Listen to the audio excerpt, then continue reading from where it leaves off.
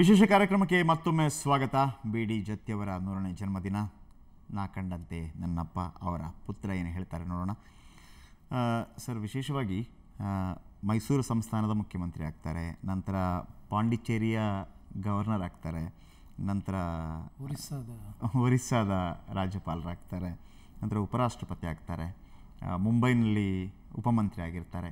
ಇದೆಲ್ಲವೂ ಇರುವಾಗ ಕೂಡ ಅವರ ಕನ್ನಡದ ತುಡಿತ ಹೇಗಿತ್ತು ಅಂದರೆ, ಅವರು ಹೇಳ್ತಾರೆ ವಿಭೂತಿಯ ಬಗ್ಗೆ ಹೇಳ್ತಾರೆ ಪ್ರತಿಯೊಂದು ಕೂಡ. ಆಮೇಲೆ ಗಡಿನಾಡು ವಿಚಾರಕ್ಕೆ ಬಂದಾಗ ನಾನು ಅದನ್ನು ರಾಜೀನಾಮೆ ಕೊಡಬಲ್ಲೆ, ಆದರೆ ಕನ್ನಡಿಗನ ಒಂದು ಅಸ್ತಿತ್ವದ ಪ್ರಶ್ನೆ ಇದು. ಸೊ ಇಂಥ ಒಂದು ದೊಡ್ಡ ಮಾತುಗಳನ್ನು ಹೇಳ್ತಾರೆ. ಆದರೆ ಆರಂಭಿಕ ದಿನಗಳಿಂದಲೂ ಅಂದರೆ ಬೇರೆ ಬೇರೆ ಕಡೆಗಳಲ್ಲಿ ಅವರು ಕೆಲಸ ಮಾಡಿದಂಥ ಅನುಭವ ಇರುವಂಥವರು. ಕನ್ನಡದ ಜಾಗೃತಿ ಹೇಗಿತ್ತು ಅವರ ಮನಸ್ಸಲ್ಲಿ? ತಮ್ಮ ಎಲ್ಲ ಮಕ್ಕಳಿಗೂ ಕೂಡ, ನನಗೆ ಉದಾಹರಣೆಗೆ ಮುಂಬೈನಲ್ಲಿ ನಮ್ಮ ಅಣ್ಣನಿಗೆ ನಮ್ಮ ಅಕ್ಕನಿಗೆ ಅಲ್ಲಿ ಮುಂಬೈಯಿಂದ ಅವರ ಮನೆಯಿಂದ ದೂರವಾದ ಮಾತುಂಗಾನಲ್ಲಿ ಕನ್ನಡ ಶಾಲೆಗೆ ಕಳಿಸ್ತಾ ಇದ್ರು. ಈ ಕಿಲ್ಲೆ ಕಲ್ಯಾಣ ಅನ್ನೋದು ಒಂದು ಕಿಲ್ಲೆ, ಬಹುಶಃ ಕನ್ನಡದ ಶಬ್ದ ಅಲ್ಲ. ಆ ಕಿಲ್ಲೆಯನ್ನು ಹೇಗೆ ಬದಲಾಯಿಸಬೇಕು ಇವ್ರಿಗೆ ಒಪ್ಪಿಗೆ ಇಲ್ಲ. ಕನ್ನಡ ನಾಡಿನ ಸಂಸ್ಕೃತಿಯನ್ನು ಉಳಿಸಿದಂಥ ಬಸವಣ್ಣನ ನಾಡಿಗೆ ಕಿಲ್ಲೆ ಅನ್ನೋ ಹೆಸರು ಸರಿಯಾಗಿ ಕಂಡಿಲ್ಲ ಅವರಿಗೆ. ಎಲ್ಲೋ ಒಂದು ಅಸಮಾಧಾನ. ಅದಕ್ಕೆ ಬಸವ ಕಲ್ಯಾಣ ಅಂತ ಹೆಸರಿಡೋದಕ್ಕೆ ಕಾರಣಕರ್ತರಾಗಿ ಇಡೀ ಕಲ್ಯಾಣವನ್ನು ಬಸವ ಕಲ್ಯಾಣ ಮಾಡಿ ಬಸವ ತತ್ವಗಳನ್ನು ಕನ್ನಡದ ನೋಡಿ ಕಿಲ್ಲೆಯನ್ನು ಹೋಗಿ ಕಲ್ಯಾಣ ಮಾಡಿದ ಅಪರೂಪದ ಸಂದರ್ಭ ಅವರ ಅಂತರಂಗದ ನುಡಿಯನ್ನು ನುಡಿತಾ ಹೋಗ್ತೇವೆ. ಅವರು ಲಿಂಗೈಕ್ಯರಾಗುವಂಥ ಸಂದರ್ಭದಲ್ಲಿ ನೀವು ಬೇರೆ ಬಿಸ್ನೆಸ್ ಮಾಡ್ತಾ ಇದ್ರಿ, ನಂತರ ಅಚಾನಕ್ಕಾಗಿ ನೀವು ಬಸವ ಸಮಿತಿ ಅಧ್ಯಕ್ಷರಾಗ್ತೀರಿ. ಆಮೇಲೆ ಈಗ ನೀವು ಬೇರೆ ಬೇರೆ ವ್ಯಕ್ತಿತ್ವ ವಿಕಸನ ಕೆಲಸಗಳೆಲ್ಲ ತೊಡ್ಕೊಂಡಿದ್ದೀರಿ. ತಂದೆಯವರು ಅಷ್ಟು ದೊಡ್ಡ ರಾಜಕಾರಣಿ ಅಂತ ನೀವು ಹೇಳೋದಿಲ್ಲ, ಒಂದು ಅಪರೂಪದ ವ್ಯಕ್ತಿತ್ವವಾಗಿ ಇಡೀ ದೇಶಕ್ಕೆ ಮಾದರಿಯಾಗುವಂಥ ಕೆಲಸಗಳನ್ನು ಮಾಡಿದರು. ನೀವು ಅಂಥ ತಂದೆಯ ಸುಪುತ್ರನಾಗಿ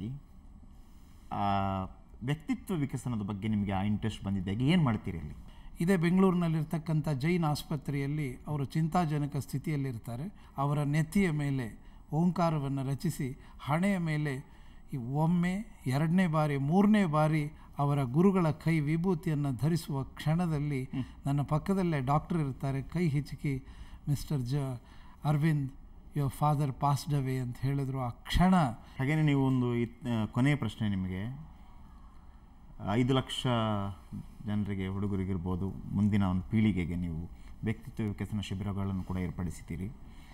ಯಾವ ಒಂದು ವ್ಯಕ್ತಿತ್ವವನ್ನು ರೂಪಿಸ್ಕೊಂಡು ಹೋಗಬೇಕು, ಹೇಗೆ ರೂಪಿಸ್ಕೊಂಡು ಹೋಗಬೇಕು, ಹೇಗೆ ಸತ್ಪ್ರಜೆ ಆಗಬೇಕು, ಯಾವ ಸಂದೇಶವನ್ನು ಕೊನೆಯದಾಗಿ ಕೊಡೋದಕ್ಕೆ ಇಷ್ಟಪಡ್ತೀರಿ?